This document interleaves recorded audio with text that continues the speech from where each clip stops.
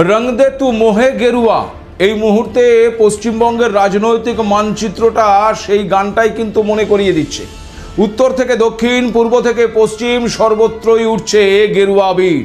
এ যেন এক অন্য ছবি। বাংলার বুকে এমন ছবি দেখা যাবে ভাবেনি অনেকেই, কিন্তু কে যেন এই 2026-এর নির্বাচনী প্রচারে বলেছিল, মুদ্দায়ে লাখ বুরা চাহে তো ক্যা হোতা হ্যায়, ওহি হোতা হ্যায় जो मंजूरे খোদা হোতা হ্যায়।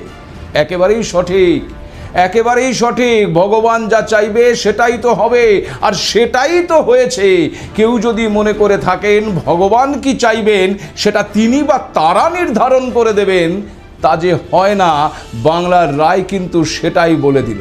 শাসক যদি মনে করে যে তারাই সবসময় ক্ষমতায় থাকবে, তারাই একমাত্র ভাগ্য বিধাতা, তা যে সঠিক নয়, বাংলার মানুষ তা প্রমাণ করে দিল।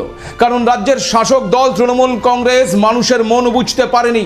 নানাবিধ ভাতা দিয়ে তারা এক প্রকার ভোটারদের কিনে নিতে চেয়েছিল। বাংলার মানুষের প্রয়োজনীয়তাকে গুরুত্ব না দিয়ে 2021-এর আগে ভাতা বৃদ্ধি, 2024-এর আগে ভাতা বৃদ্ধি, এমনকি 2026-এর নির্বাচনের আগেও সেই ভাতা বৃদ্ধিতেই গুরুত্ব দিয়েছিল তারা। শাসক হিসেবে ছিল না কোনো ভবিষ্যৎ পরিকল্পনা, বেকার সমস্যার সমাধানের বার্তা ছিল না। উল্টে গড়ে উঠেছিল দীর্ঘমেয়াদী প্রতিষ্ঠান বিরোধী হাওয়া।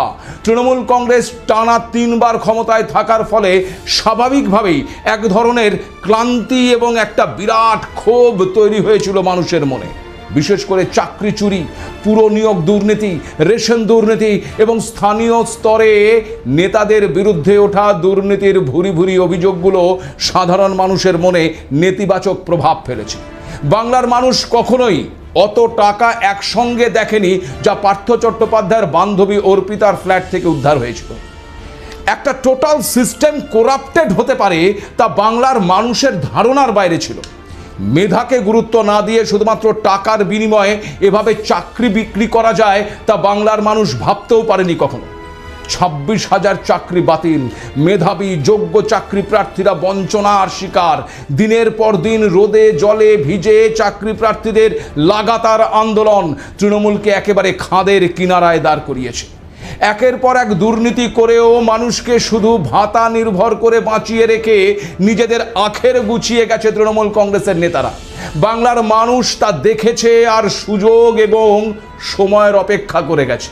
মামাটি মানুষের কথা বলে দম্ভের সিংহাসনে বসার ফল আজ ভুগতে হচ্ছে তৃণমূল কংগ্রেসকে।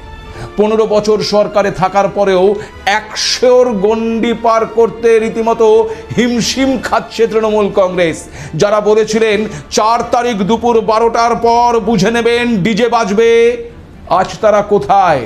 মমতা বন্দ্যোপাধ্যায় তো তাও রাজনৈতিকভাবে বাংলার মাটিতে লড়াই করেছেন, একটি দল তৈরি করেছেন, সিপিএমের বিরুদ্ধে লড়াই করেছেন দীর্ঘ সময় ধরে। কিন্তু বাংলার রাজনীতিতে অভিষেক বন্দ্যোপাধ্যায়ের অবদান কি? উত্তরটা আমার আপনার সবার জানা। কিন্তু সেই অভিষেক বন্দ্যোপাধ্যায়, যার বিরুদ্ধে কয়লা পাচারের অভিযোগ, লিপস অ্যান্ড বাউন্স সহ একাধিক অভিযোগ রয়েছে, সেই অভিষেক বন্দ্যোপাধ্যায় শুধু একজন সাংসদ হয়ে অত বড় বড় ভূ গাড়ি নিয়ে কিভাবে ঘুরে বেড়ায়, কিভাবে কেন্দ্রীয় স্বরাষ্ট্রমন্ত্রীকে চ্যালেঞ্জ ছুড়ে দিতে পারে? এই প্রশ্ন যে মানুষ করছে তা বুঝতেই পারেনি বা বোঝার চেষ্টাই করেনি দম্ভে ডুবে থাকা তৃণমূল কংগ্রেস। মানুষের রায় কিন্তু বলে দিচ্ছে তারা মমতা বন্দ্যোপাধ্যায় এবং তার ভাইপো অভিষেক বন্দ্যোপাধ্যায়ের বিরুদ্ধে, তারা ভাতার বিরুদ্ধে, তারা দুর্নীতির প্রতিবাদ করছে। বাংলার এই রায় যেন আজ চিৎকার করে বলছে, আমরা দুর্নীতি চাই না, দুর্নীতিবাজদেরও চাই না। মানুষের এই ক্ষোভকেই সুসংহত করতে সফল হয়েছে বিজেপি। তৃণমূল বিরোধী প্রবল হাওয়া যে এই রায়ের অন্যতম কারণ তা বলার অপেক্ষা রাখে না। তবে শুধু শাসক বিরোধী হাওয়া নয়, তার পাশাপাশি আরও একাধিক বিষয় রয়েছে। ডাবল ইঞ্জিন এবং উন্নয়নের প্রতিশ্রুতি। বিজেপি তাদের প্রচারের মূল হাতিয়ার করেছিল সোনার বাংলা এবং কেন্দ্রের সঙ্গে রাজ্যের একই দলের শাসনের ডাবল ইঞ্জিনের সুবিধে। সেই সঙ্গে ছিল শিল্পায়ন, কর্মসংস্থান এবং পরিকাঠামো উন্নয়নের প্রতিশ্রুতি। বিশেষ করে শিক্ষিত বেকার যুবক এবং শহুরে ভোটারদের আকৃষ্ট করেছে বিজেপির এই প্রতিশ্রুতি। খুব স্বাভাবিকভাবেই একদিকে শহর অন্যদিকে গ্রাম, গ্রাম এবং সংরক্ষিত আসনে আধিপত্য নির্বাচনী ফলাফলের ট্রেন্ড অনুযায়ী বিজেপি গ্রামীণ বাংলায় ব্যাপক সাড়া পেয়েছে। বিশেষ করে তপশিলি জাতি এবং তপশিলি উপজাতি সংরক্ষিত আসনগুলোতেও বিজেপির জয় জয়কার লক্ষ্য করা গেছে। মতুয়া সম্প্রদায় এবং উত্তরবঙ্গের রাজবংশী ভোট ব্যাংক বিজেপির দিকে ব্যাপক হারে ঝুঁকেছে। এসআইআর এবারের ভোটে একটা বড় ফ্যাক্টর হবে, তা আমি আগেও আপনাদেরকে বলেছিলাম। দুভাবে এই এসআইআর এর ব্যাখ্যা তুলে ধরা হয়েছিল। মানুষ কিন্তু এসআইআরকে ইতিবাচকভাবেই নিয়েছে। এসআইআরকে সামনে রেখে যে বাংলা অস্মিতা ইস্যুকে তুলে ধরা হয়েছিল, তাতে তৃণমূলের কিন্তু চিড়ে ভেজেনি। আর মুসলিম ভোট, সেই ভোটের অবস্থা কি? মমতা বন্দ্যোপাধ্যায়ের মন্তব্য ছিল, যে গরু দুধ দেয় তার লাথিও খেতে হয়। কিন্তু প্রশ্ন হলো, এবার কি তবে তৃণমূলকেই লাথি মারল তারা? ভেঙে গেল তৃণমূলের ভরসার সেই মুসলিম ভোটের সমীকরণ। এই করুণ পরাজয়ের ফলে কি এবার তৃণমূল কংগ্রেস দলটাই ভেঙে টুকরো টুকরো হয়ে যেতে চলেছে? আপনাদের নিশ্চয়ই মনে আছে, এবারের নির্বাচনে মমতা বন্দ্যোপাধ্যায় বলেছিলেন, আমরা আছি বলেই আপনারা সবাই নিরাপদ। আমরা না থাকলে যখন একটা বিশেষ সম্প্রদায় দল বেঁধে এসে আপনাদের ঘিরে ধরবে, তখন ওরা আপনাদের 1 সেকেন্ডে শেষ করে দেবে। মমতা বন্দ্যোপাধ্যায় মনে করে নিয়েছিলেন যে মুসলিম ভোটার মানেই তার ভোটার, মুসলিম মানেই তারা শুধুমাত্র তৃণমূল কংগ্রেসকেই ভোট দেবে। আর সে কারণেই তিনি নির্বাচনী প্রচারে পরোক্ষে সেই মুসলিমদের ব্যবহার করেছেন। প্রথমত, তৃণমূল আছে বলে বাংলার মানুষ নিরাপদে আছে, মমতা বন্দ্যোপাধ্যায়ের এই ধারণা যে একেবারেই ভুল এবং ভ্রান্ত, তা প্রমাণ করে দিয়েছে বাংলার মানুষ। দ্বিতীয়ত, তারা না থাকলে একটি বিশেষ সম্প্রদায়ের দল বেঁধে এসে ঘিরে ধরবে, এই মন্তব্যের মাধ্যমে যে মমতা বন্দ্যোপাধ্যায় আদতে ওই মুসলিমদেরই অপমান করেছেন, নির্বাচনী ফলাফল তা কিন্তু চোখে আঙুল দিয়ে বুঝিয়ে দিচ্ছে। কারণ মুসলিম অধ্যুষিত আসনগুলোতেও ভালো ফলাফল করেছে বিজেপি। কতটা মুসলিম ভোট বিজেপির ঘরে গেছে তা এই মুহূর্তে বলা না গেলেও একটা বিষয় কিন্তু পরিষ্কার, তৃণমূল কংগ্রেসের দিক থেকে সরে গেছে মুসলিম ভোট।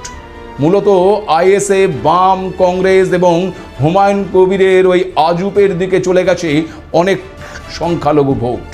আর মুসলিম ভোটের এই বিভাজনের প্রত্যক্ষ সুবিধা গ্রহণ করেছে বিজেপি। রইল পরে এবারের মহিলা ভোটাররা। আগেই আপনাদেরকে বলেছিলাম, এবারের ভোটে কিন্তু গেম চেঞ্জার হতে চলেছে মহিলা ভোটাররা।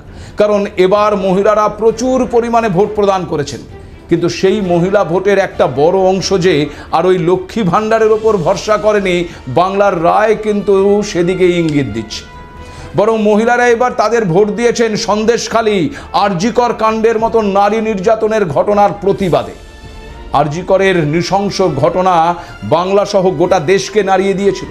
কিন্তু সেই ঘটনায় তৎকালীন মুখ্যমন্ত্রী মমতা বন্দ্যোপাধ্যায়, তৎকালীন বলছি তার কারণ এখন তিনি প্রাক্তন, সেই মমতা বন্দ্যোপাধ্যায়ের ভূমিকাকে যে বাংলার মেয়েরা ভালো চোখে নেয়নি, এই রায় কিন্তু তারই জবাব।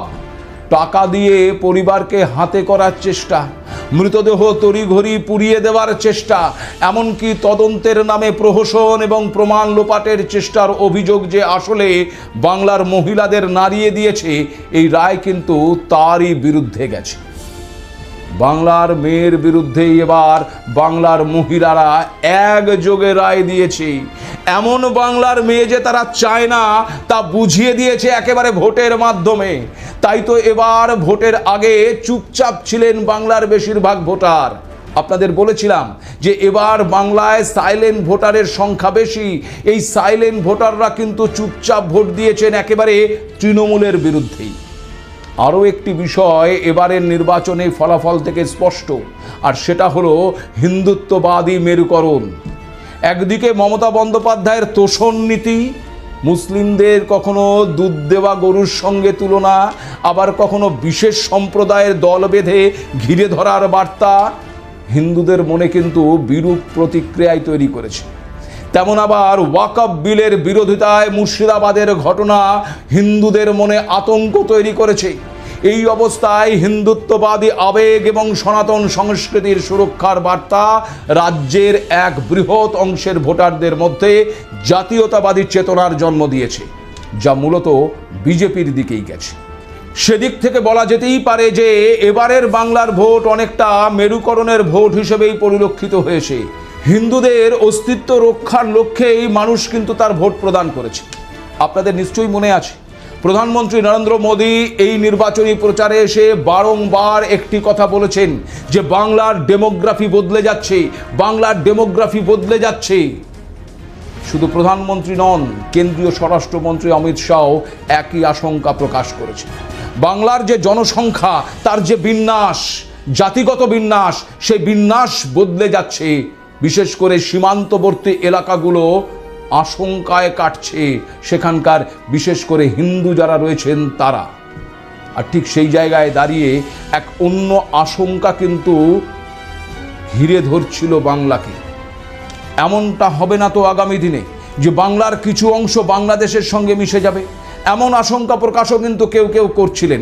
তার কারণ যেভাবে বাংলার ডেমোগ্রাফিটা বদলে যাচ্ছে বলে আশঙ্কা প্রকাশ করা হচ্ছে, তাতে করে আগামী দিনে এই ধরনের সম্ভাবনাকে কিন্তু উড়িয়ে দেওয়া যাচ্ছিল না। ফলে এই গোটা পরিস্থিতিটা কিন্তু এই বাংলার নির্বাচনে একটা অন্য সমীকরণ তৈরি করেছে। সেই সমীকরণ যে একেবারে বিজেপির পক্ষে গেছে এ বিষয়ে কোনো সন্দেহ নেই।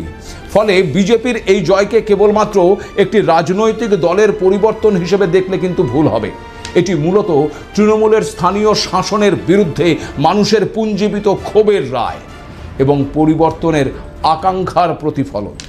বিজেপি যেভাবে উত্তরবঙ্গ থেকে শুরু করে রাঢ় বাংলা পর্যন্ত নিজেদের দুর্গ গড়ে তুলেছে, তা বাংলার রাজনীতিতে একটি নতুন যুগের সূচনা হয়েছে। বিজেপির এই জয়ের পেছনে একদিকে যদি কেন্দ্রীয় নেতৃত্ব এবং দলীয় কর্মীদের কৃতিত্ব থাকে, তবে অন্যদিকে কিন্তু গেরুয়া ঝড়ের পেছনে রয়েছে আরএসএসের একটা বিরাট অবদান। কারণ নির্বাচন ঘোষণার বহুদিন আগে থেকেই এবার এই বাংলায় আরএসএস তাদের কাজ শুরু করে দিয়েছে। আর এবারে আরএসএসের কাজ ছিল একেবারে নির্ধারিত লক্ষ্যে পৌঁছানোর জন্য। বাংলার ডেমোগ্রাফি বদলের যে দাবি বারবার প্রধানমন্ত্রী নরেন্দ্র মোদী থেকে কেন্দ্রীয় স্বরাষ্ট্রমন্ত্রী অমিত শাহ করে গেছেন, সেই লক্ষ্যে বাংলাকে বাঁচাবার স্বার্থে একেবারে অন্তরালে থেকে কাজ করে গেছে আরএসএস। ফলে এই জয়ের একটা বিরাট কৃতিত্ব রয়েছে রাষ্ট্রীয় স্বয়ংসেবক সংঘের। আর সেখান থেকেই প্রশ্ন হচ্ছে যে এবার বাংলায় মুখ্যমন্ত্রী কে হবেন। দেখুন, বাংলার নির্বাচনে বিজেপির তরফে কাউকেই মুখ্যমন্ত্রীর মুখ করা হয়নি, তারপরেও বাংলার মানুষ বিজেপিকে বেছে নিয়েছে। এটাও কিন্তু বাংলার রাজনীতিতে এই প্রথম বলা যায়। তবে বাংলার আগামী মুখ্যমন্ত্রী কে হবেন তা কিন্তু অনেকটাই নির্ভর করছে ওই আরএসএস এবং বিজেপির কেন্দ্রীয় শীর্ষ নেতৃত্বের উপর। মুখ্যমন্ত্রী যেই হোক না কেন, তার ওপর যে কেন্দ্রীয় নেতৃত্বের একটা প্রভাব থাকবে তা বলাই যায়। কারণ বাংলা এই মুহূর্তে ওই কেন্দ্রীয় নেতৃত্বের কাছে কিন্তু পাখির চোখ। শুধুমাত্র 2029 লোকসভা নয়, তার পাশাপাশি বাংলার সীমান্ত সমস্যা, যা আমি একটু আগেই বলছিলাম, যা ভারতের নিরাপত্তার স্বার্থে ভীষণ রকমভাবেই গুরুত্বপূর্ণ। সেক্ষেত্রে বাংলা আগামী দিনে কোন পথে কিভাবে এগোবে তা অনেকটাই কিন্তু নির্ধারণ করবে কেন্দ্রীয় নেতৃত্ব। তবে দীর্ঘ কয়েক যুগের পর ডাবল ইঞ্জিনের সরকার বাংলার জন্য যে এক অন্য বার্তা নিয়ে আসবে তা কিন্তু বলাই যায়। আর এখানেই তৈরি হচ্ছে আরও একটি প্রশ্ন, আর তা হলো এই করুণ পরাজয়ের ফলে কি এবার তৃণমূল কংগ্রেস দলটাই ভেঙে টুকরো টুকরো হয়ে যেতে চলেছে? দেখুন, তৃণমূল কংগ্রেস দলের না আছে কোনো নীতি, না আছে কোনো পন্থা, না আছে কোনো বেস। তার কারণ দলটা কখনো কোনো নীতির ওপর দাঁড়িয়ে নেই, দলটার কোনো আদর্শগত মেরুদণ্ড নেই, কোনোদিন ছিলও না। মূলত সিপিএমের বিরোধিতা করেই তাদের এই দলের উত্থান, এবং তারপর শুধু দুর্নীতি, দুর্নীতি আর দুর্নীতি। রাজনৈতিকভাবে তাদের মতাদর্শের কোনো গুরুত্ব ছিল না, তাদের কাছে গুরুত্ব একটাই ছিল, কামাও আর কামাও। হেরে যাওয়ার ফলে সে কামাই যে বন্ধ হবে সেটা আপনিও জানেন, আমিও জানি, আর সদ্যজাত শিশুও জানে। এবার কামাই বন্ধ হয়ে গেলে তারা খাবে কি? কারণ তৃণমূল কংগ্রেস আর যাই করুক, শিক্ষা টিক্ষা তো কিছু দেয়নি। ফলে শিক্ষা না থাকার ফলে তারা যে চাকরি করে খাবার জোগাড় করবে এমনটাও নয়। ফলে তাকে কোনো না কোনো রাজনৈতিক দলের ছাতার নিচে আসতে হবে। ফলে আগামীতে এই তৃণমূল কংগ্রেস দলটা কতটা থাকবে কতটা তাদের দলীয় সমর্থকরা থাকবে তা নিয়ে কিন্তু প্রশ্ন আছে। খেয়াল করে দেখুন, 2011-তে যখন সিপিএম সরে গিয়ে তৃণমূল কংগ্রেস এসেছিল, সেই সিপিএম কিন্তু একটা রেজিমেন্ট দল, সেই দলের একটা পন্থা আছে, সেই পন্থার সঙ্গে আপনার খাপ খেতেও পারে, নাও খেতে পারে, আপনি সেই বামপন্থাকে বিশ্বাস করতেও পারেন, নাও করতে পারেন, কিন্তু যে মানুষটি সিপিএম করে সে বামপন্থা বিশ্বাস করে, একটা পন্থা আছে, একটা আদর্শ আছে, একটা নীতি আছে। কিন্তু তারপরেও সেই সিপিএম ভেঙে চুরমার হয়ে গেছে গত 15 বছরে। প্রচুর সিপিএম থেকে লোক পিলপিল করে তৃণমূল কংগ্রেসে ঢুকে পড়েছে। আর নীতি আদর্শ কিছুই যেই দলটির নেই, সেই তৃণমূল কংগ্রেস হেরে যাওয়ার পর সে দলটি সুসংগঠিত থাকবে তো, আস্থ থাকবে তো, নাকি দলটা ভেঙে টুকরো টুকরো হয়ে যাবে?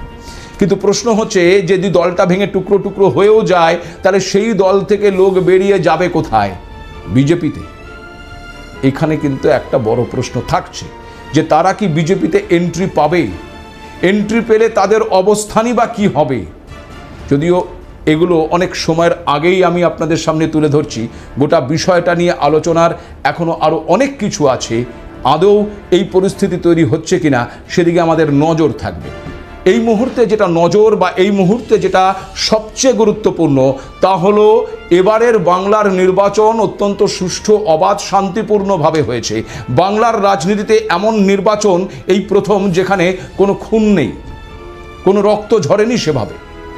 এমনকি ভোট পরবর্তী সন্ত্রাস যা 2021-এর পর লক্ষ্য করা গিয়েছিল, 2026-এ এখনো পর্যন্ত তা লক্ষ্য করা যায়নি, যা অত্যন্ত একটা গুরুত্বপূর্ণ এবং ভালো বা ইতিবাচক দিক।